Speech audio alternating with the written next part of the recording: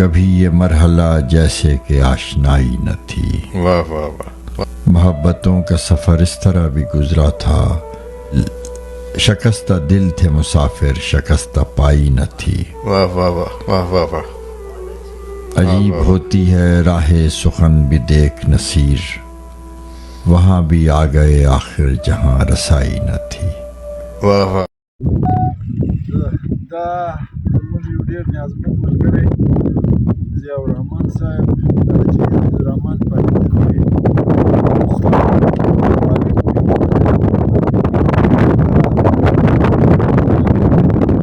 سره ملګری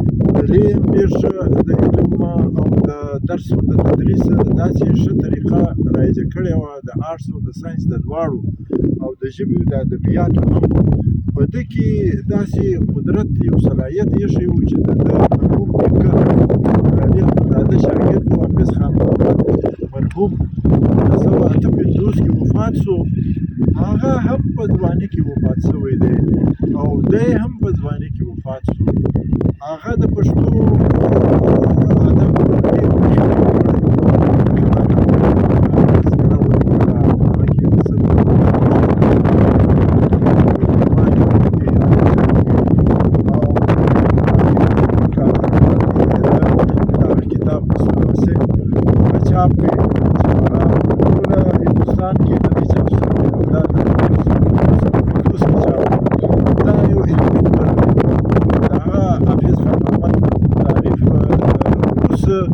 ډېر لوی عالم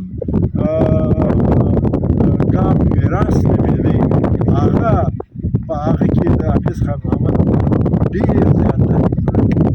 ایاز داودزي، فضل احمد غازي او نور لیکوالان هغه د ده تعریف کړی وو. نو دا چې هغه نشین چې دی دا د ځوانانو رهبر وو، یو انقلابي سوچ یې درلودی، د تعلیم او د درس شعور یې درلودی، د اخلاقو او د تربیت او د ښځو د تعلیم باندې یې ډېر زیات توجه وکړه. نوې ټکنالوژي ته ډېر رجوع وه، د نوې ټکنالوژي علم یې زده کاوه، په دا خلکو یې زده کوي. اوس هم د ده چې کوم حرکات په دې دوو درو سکولو کې پاتې دي، هغه به ډېره پورې یاد لري خلک. نو دا زموږ دوست و، دا زموږ شاګرد و، دا زموږ مینهناک سړی و. په دې کې دا ټول پټه دا ټول خلک ظاهر شوي دي او ده دپاره دعا کوي. الله تعالی دې ده ته جنت الفردوس نصیب کړي.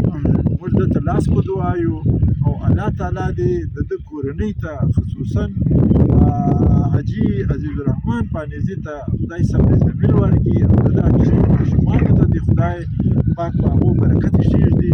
خدای دې دا کورنۍ له نوره غمه وساتي او خدای پاک دې دوی له هر عذابو په امان کې د علم چې ده په دې لږ مدت کې څه کار وکړي دا ډېر لوی شی دی او دا د پښتنو احسان دی، د خلکو احسان دی.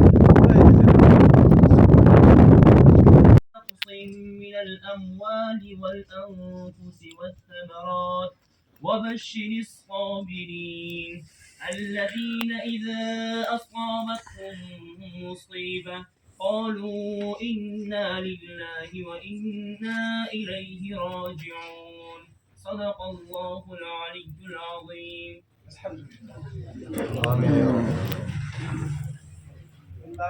तुम फिर ना आ सकोगे बताना तो था मुझे, तुम दूर जाके बस गए मैं ढूंढता फिरा।